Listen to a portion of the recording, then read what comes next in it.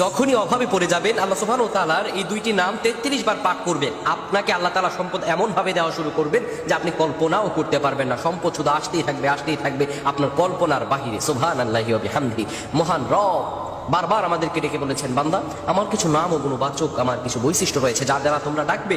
আপনি যদি এই দুইটি নাম 33 বার পাঠ করতে পারেন, এমন ভাবে সম্পদ আপনার আসা শুরু হবে যে এগুলো গণনা করেও আপনি শেষ করতে পারবেন না। সুবহানাল্লাহ। গায়বী খাজানা থেকে আপনাকে রিজিক দিয়ে ভরপুর করে দিবেন। যারা দীর্ঘদিন ধরে ঋণগ্রস্ত আছেন, বিভিন্ন অভাবগ্রস্ত আছেন, খারাপ অবস্থায় আছেন, আপনার এই আমলটা করেন, আল্লাহ তাআলা আপনার সব দোয়া কবুল করে নেবেন। প্রিয় বন্ধুগণ আমার, রব্বুল আলামিন সূরাতুল আল আরাফে বলেন, ওয়ালিল্লাহিল আসমাউল হুসনা فادعوه بها وذروا الذين يلحدوا في أسمائه سيجزون ما كانوا يعملون।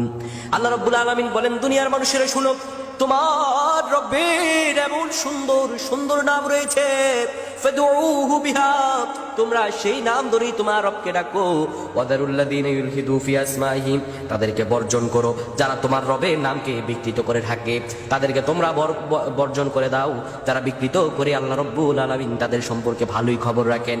প্রিয় ভাইরা আমার, আপনি যখন বিপদে পড়ে যাবেন, অভাবগ্রস্ত হয়ে যাবেন, আপনি যদি এই দুইটি দোয়া 33 বার করে পাঠ করতে পারেন, আল্লাহ রাব্বুল আলামিন আপনার নসিব খুলে দিবেন। এত সম্পদ আপনার আসবে আপনি কল্পনা করতে পারবেন না। দুইটি দোয়া কি? এক নাম্বার আপনি বলবেন, ইয়া রাউফ ইয়া রাউফ ইয়া রাউফ, 33 বার পাঠ করবেন।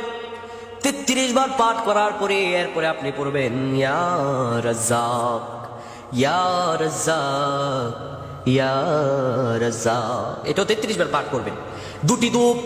দুটি দোয়া আপনি 33 বার পাঠ করবেন। এক নম্বরে ইয়া রাউফ, 2 ইয়া রাজ্জাক ইয়া রাউফ ইয়া রাজ্জাক।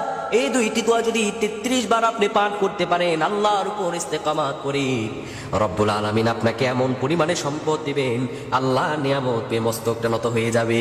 সুবহানাল্লাহ। আল্লাহ নিয়ামত পেয়ে আপনার দিলটা খুশি হয়ে যাবে। আল্লাহ এই জন্য বলছেন, বান্দা হতাশ হবে না।